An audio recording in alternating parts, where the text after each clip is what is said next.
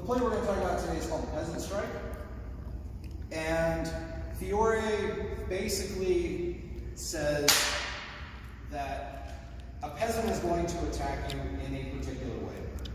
My theory about this is the way that he explains the peasant's strike, or the way that he explains how to counter the peasant's strike, they're going to be cutting at you straight up and down.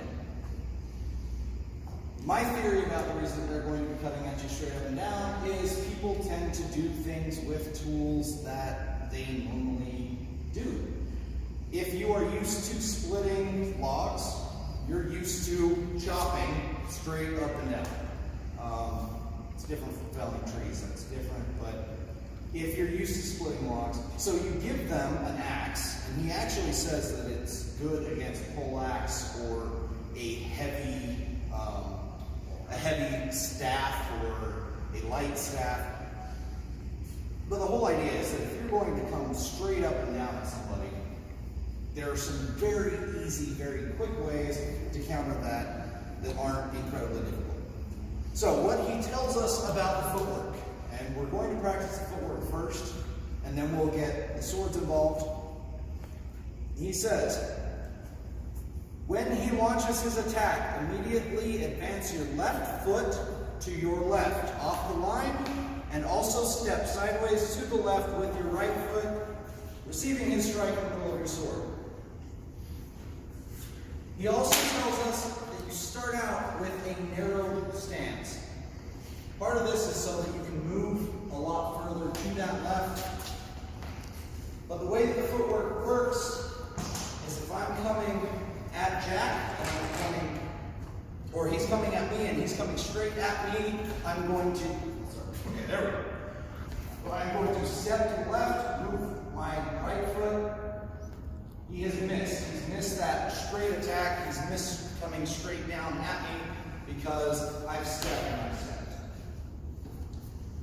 So we're going to do a drill. We're going to go over that a little bit, partnered up, just the way that we were doing the warm-ups.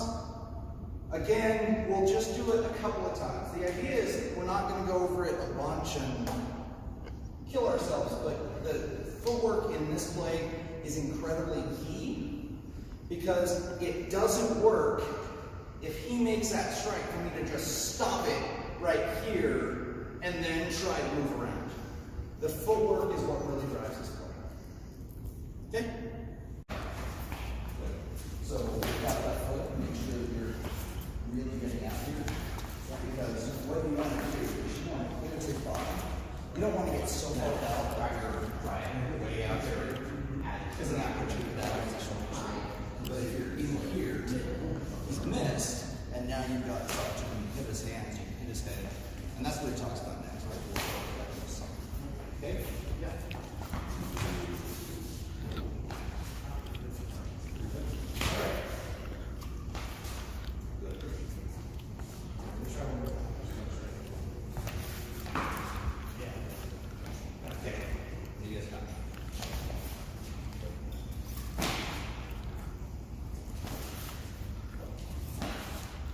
Switch.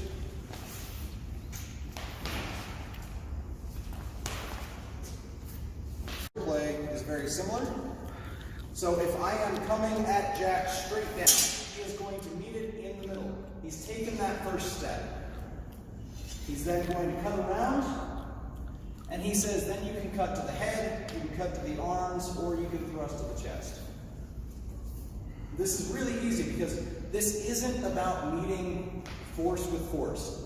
If I swing super hard, what's going to happen is that momentum is going to drive his strike. This isn't about I'm going to stop it and my strength is going to stop his strike. It's about using that momentum to drive my sword. Here's the cool thing about it. Somebody is swinging at you super hard with this strike. You're going to hit them super hard, and it's not your fault because you are just redirecting force. That being said, still try to counter. That being said, don't swing at your opponent super hard because you're going to get hit in the head really hard, and it is going to be your fault. So don't do that. That's dumb, right? So again, one more time. Oh, Okay. So I am going to go left foot forward. This only works left foot forward. If you go right foot forward, it gets really awkward. So I'm left foot forward. I am going to take my step. I'm going to meet. I'm going to cut to his head, to his arms, rush to his chest. What happened? We're going to set this up. We're going to partner drill it a little bit. What I want is the person who is doing the peasant strike, so the person who is cutting, absolutely be wearing your mask, because you should be hitting the head, even if it's gently, as they are just redirecting the force. Okay?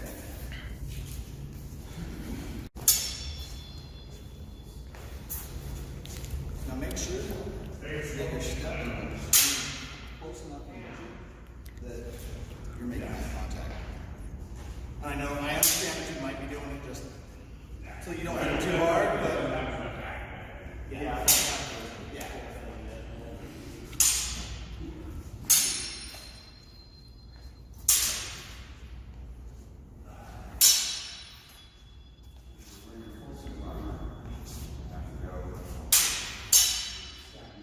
Really rushing at you with this strike, and your footwork's there, and you don't follow up and don't hit them, it's okay, because they still miss you. You're still over here. You have I can run at you. I can really, really run at you. And if you don't it's like, all right, If they don't really fall, like where you're stopping, it's like instead of trying to do this, it's yeah, just let them pass, because no matter what, you're still following rule number one. You didn't die. You're not getting hit. That's the most important.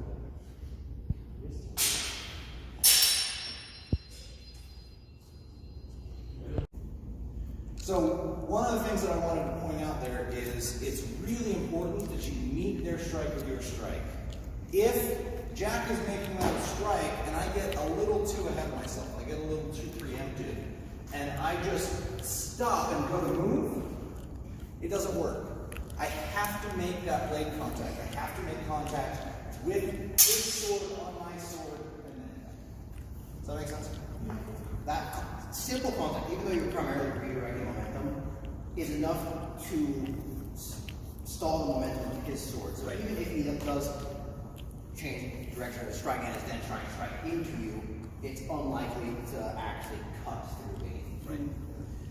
And as soon as I make that cut and I realize I didn't hit anything, I'm not going to keep making that cut. I'm not going to go, oh, well, he's right here. He's in my measure. I can hit him, and I didn't hit anything. I'm not going to be like, oh, I'm just going to keep cutting straight this way. It's silly. The other thing that we brought up and we were talking about just a second ago, if you don't get the follow-up strike there, it's okay, as long as your footwork is solid. If I make this cut and I'm really rushing at Jack, and he moves, and he misses, he didn't get hit. Sure, he didn't hit me, that's kind of not a good thing, but at the same time, he didn't get hit, and rule number one is don't die. If you stopped yourself from dying, awesome. So now we're going to talk about the continuation of it, the counter to it. He doesn't show you, yes, the villain strike. So he doesn't show how to do the villain strike, he just says this is how you counter it. Or this is how you counter it if they know what they're doing. So the idea here is, if Jack is making a cut at my head, and I redirect it, but I don't do anything. I don't hit him in the head, I just stop it. As soon as he realizes that I'm not going to do anything, he's going to cut from below, underneath, because I'm open. Because his sword comes down here, it's really easy to just false edge, hit me on the other side. So Fiore doesn't show that. What he shows us is how you counter them doing that, which gets a little bit iffy into ethics, but that's okay. So, if Jack makes that cut at me, and I make the I'm going to press down on his arms.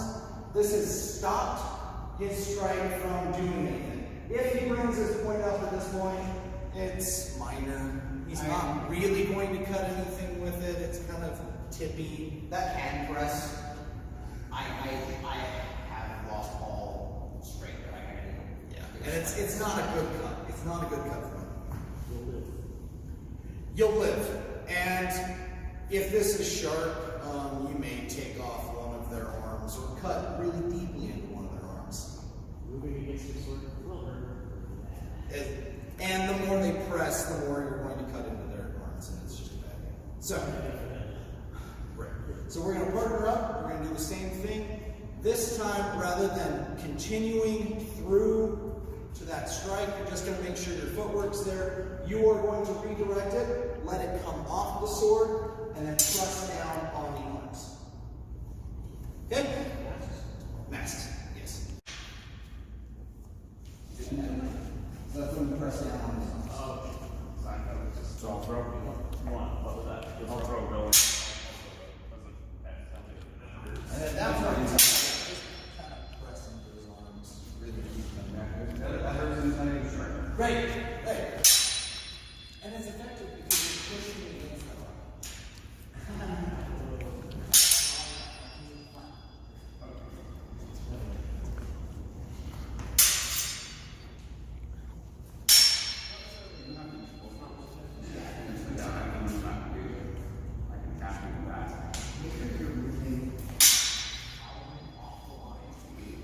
And then as you come around, you start to drive. One thing that really helps. Once you get your hands on the top of his hand, just push down. Right. Once it's in, just push down. Because what that's going to do is that's going to keep him from over here. His hands going up. And even if he does this like tippy stuff, it doesn't really matter. And at that point in time, so you press down on his hands, you might be able to nice and tight. Now you're on top of his hands. So you can thrust to his chest, you can cut him in the head, you can do all kinds of things there. At that point in time, you can get into grappling if you want. But the idea is that you press into his hands to stop that strike.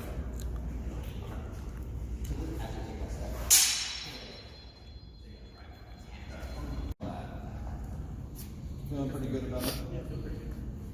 The biggest thing about this is that it's all about redirection of force. So if you're the little tiny guy and your opponent is like, okay, I'm an Olympic weightlifter and like, oh, I can bench press 1,000 pounds.